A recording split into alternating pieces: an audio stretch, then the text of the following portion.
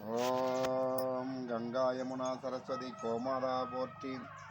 இன்று வெள்ளிக்கிழமை, இயற்கையே இறைவன் ஸ்ரீ ஆதிகாசி பீடத்தில் இன்று கோபூஜை நடைபெற்று இன்று 25 நட்சத்திரங்களில் 5வது நட்சத்திரம் மிருகசீரிஷம்.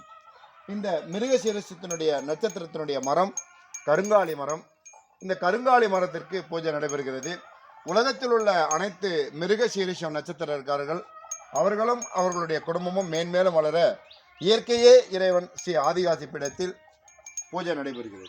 ஓம் நம சிவாய. ஓம் சிவாய நம.